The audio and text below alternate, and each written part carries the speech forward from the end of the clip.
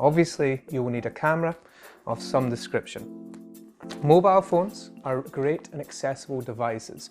They're also smart devices, which means they have software built into them, which will sometimes compensate for some of the hardware limitations. What is the limitation of a mobile phone? Number one, very small lenses means very small sensors. The smaller a sensor in your device, the less detail you will capture. Although your phone might record 4K footage, the quality of that footage is likely to be limited because the sensor size will ensure that only a relatively small amount of detail is captured.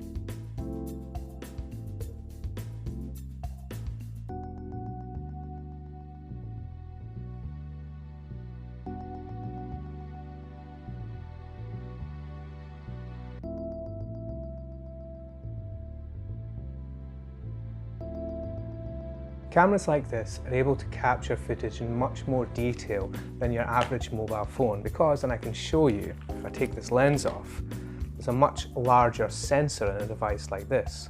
The larger the sensor, as a rule of thumb, the more detail it will capture. Although this camera will only capture 1080p footage, this would be my preferred choice over my mobile phone for exactly that reason.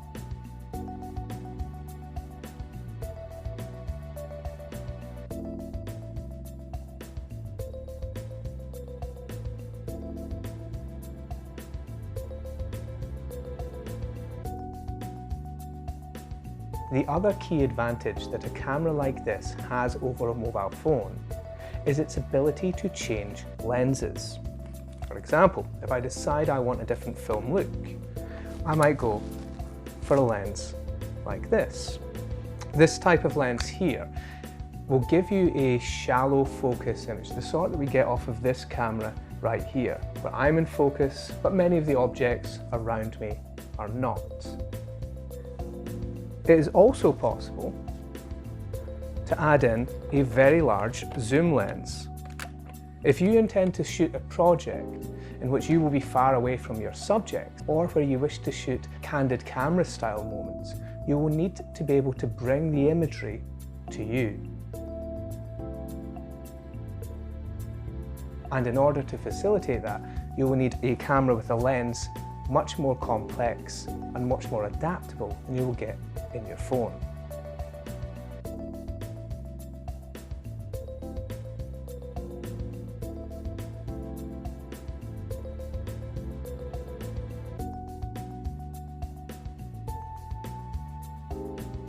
But things get even more complex than that, because you can also get DSLR cameras with what's called a full frame sensor, and actually some that are even larger than that. The sensor on this is called a 2/3 sensor, or a cropped sensor. The sensor on the camera that's filming me right now is a full-size lens. It's 35mm, the same size as a piece of film. It's going to give you the richest, most detailed image out of all the cameras we've considered so far. The compromise, though, is price. A full-frame camera, like the Canon 5D, is going to cost you a lot of money. Something like this can also cost you a lot of money. My preferred Nikon camera costs around about £500 when I purchased it new, but it actually replaced this very model here. And this one is only £70 now. So there are different options available to different budgets. You need to strike that balance between the resources you already have and what a camera like this might help you to achieve.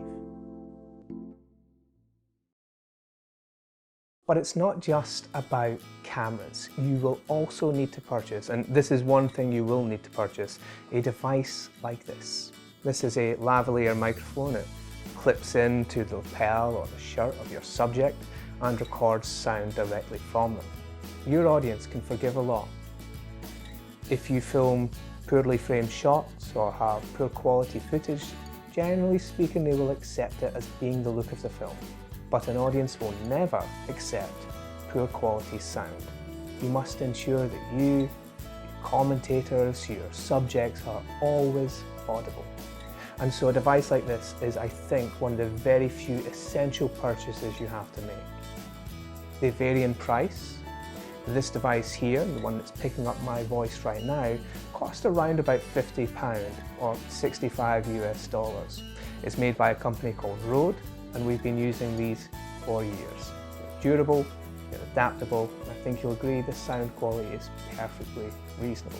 Compare and contrast that with the sound you're now hearing, which is being picked up by the camera's internal microphone. I think you'll notice there's quite the difference there, so let's flip back to this microphone and appreciate the difference and the importance of this one-off purchase. A lavalier microphone is absolutely essential. Remember, you cannot scrimp on the sound quality of your film. It's the one area your audience will not forgive.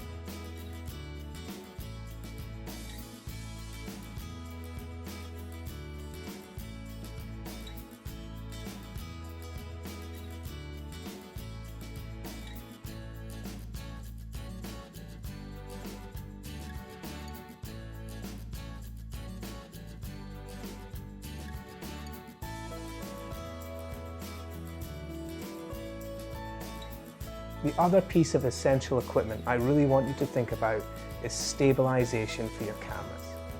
There are many ways to stabilize your camera, but understand this, the human body is not a reliable one. You can, for example, hold up a device, aim it, you can hold in your elbows into your body, but as you breathe, you're going to be adding movement that you don't intend to your footage. And in addition to that, your hands might shake. Almost everyone's hands shake a little, and that won't necessarily be discernible on a screen this size. But you blow that up to 42 inches on a large screen TV, or even more so on a cinema screen, and that shake will make the footage almost unwatchable. A tripod is an essential accessory for your camera.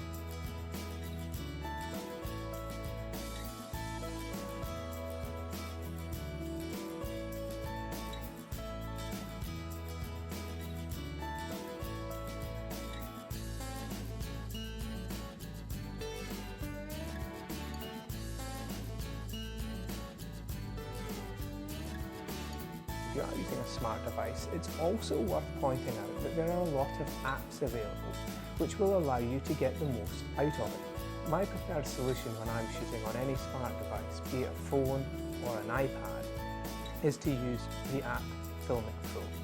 It allows me to change the frame rate, shutter speed, even the colour profiles, allowing me the most flexibility with the equipment I have at hand. There are free versions of that software, there are alternative apps out there, and I'm sure if you look into it, you will find the perfect solution for you, which will help you to get the most out of your chosen equipment.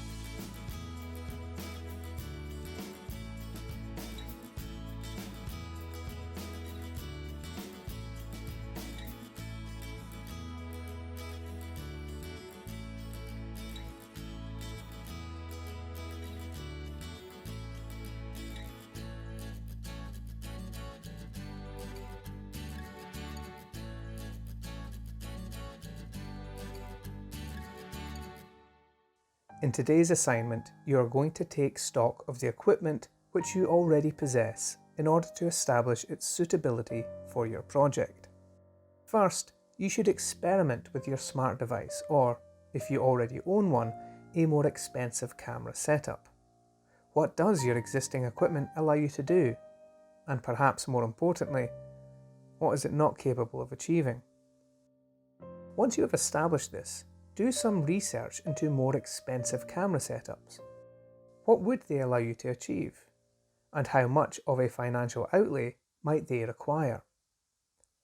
Once you've considered this, ask yourself whether the money that you might spend on purchasing or renting equipment would best be served by doing so, or if it could be more effectively spent elsewhere in your production.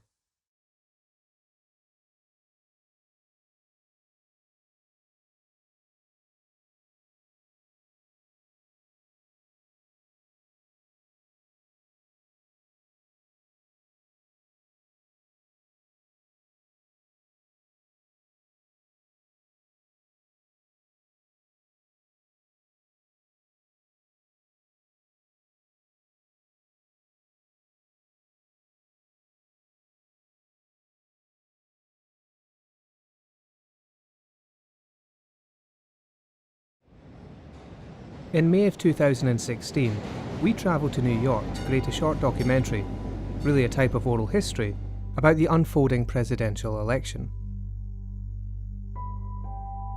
As outsiders, we wanted to capture a snapshot of the city's mood, a sort of portrait of how people were feeling about the divisive election, and in particular, Donald Trump's spectacular and surprising rise to prominence.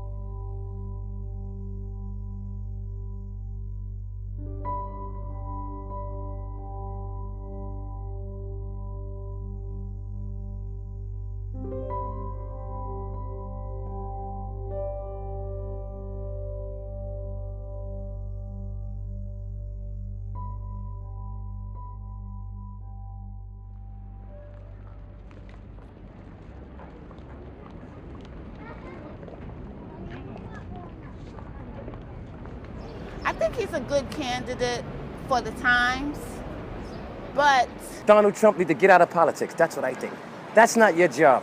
You need to get somebody to work for him because he's not doing what he's supposed to be doing. I never thought it would get this far.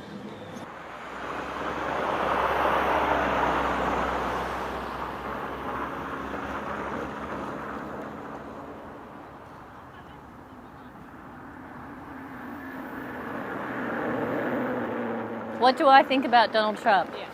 I think he's entertaining. I think I would vote for him over Hillary Clinton because she's really daggy. That's it. I think Mr. Trump is an excellent businessman, but this country needs a president, someone who has the heart of the people and knows the needs of the people. And I don't think he knows that because he's rich. I'm a Muslim lady.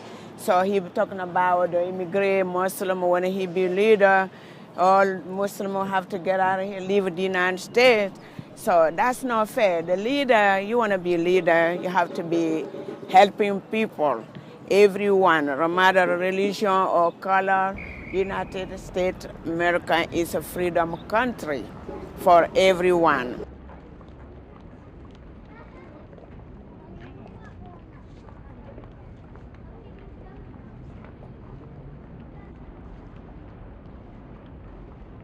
We went to New York to make a film about the election of 2016, about Donald Trump, and we spoke to lots of amazing people from all sides of the political spectrum, but with only one exception, no one would appear on camera who supported Donald Trump. So the resultant film we made appeared very one-sided, even though we'd gone trying to create a much more neutral piece to reflect America's moods. But in a lot of ways, that was our greatest success. We failed to capture the mood in America, we failed to capture the pro-Trump sentiment, but that silence was what mattered, because it was the silence, that surprise that so many of us felt when Donald Trump got elected. That was what our film captured, even if we didn't mean to capture it, and even if we didn't know we captured it at the time.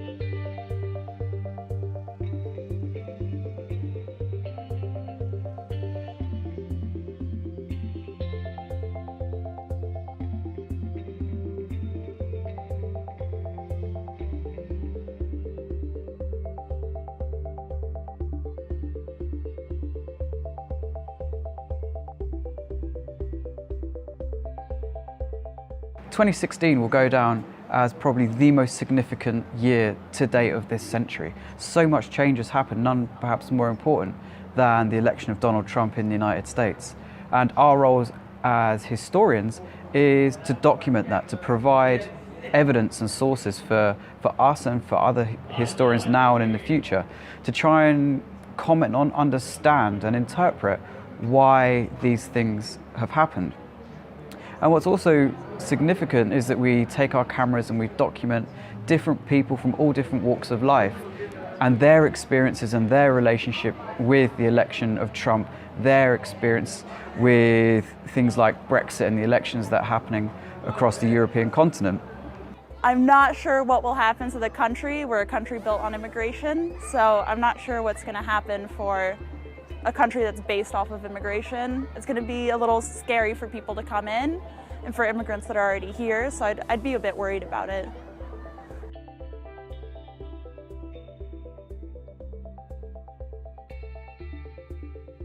As an immigrant myself, he does come from immigration family, and how can you speak behalf of, how can you do to people who come from other country? And what he wants to do, I strongly disagree about it. America is built up of a coalition of different kind of people. It's not a white America. It's America. It's meant to be diverse, and it's meant to hold all these different these cultures together. So when you kind of put like white versus black or Spanish, it gets away from what America is. My parents are immigrants. My dad's a refugee. He left the USSR. To me, this is exactly what they were looking to escape.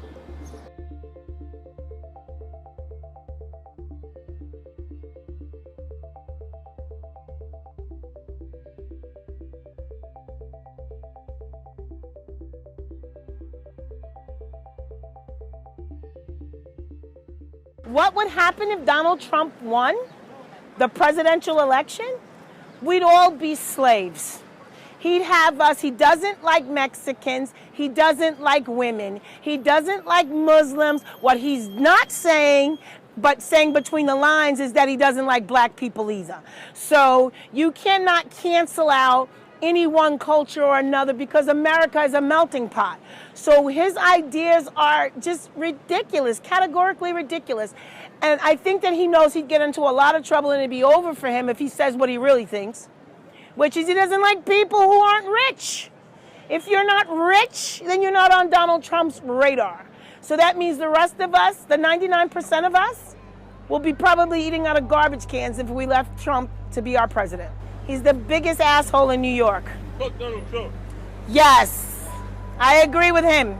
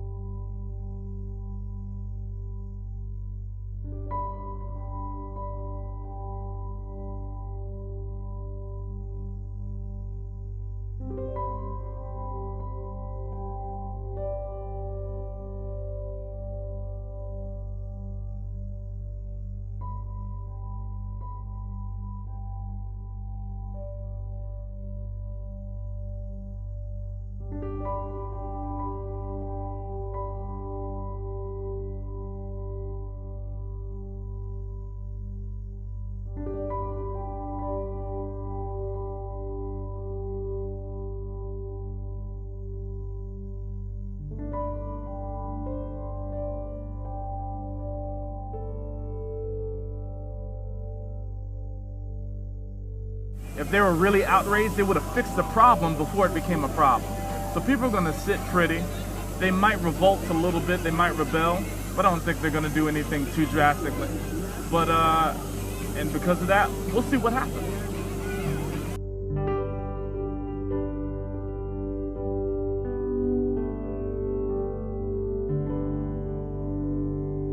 What I know the background of them, I don't like it. It's garbage.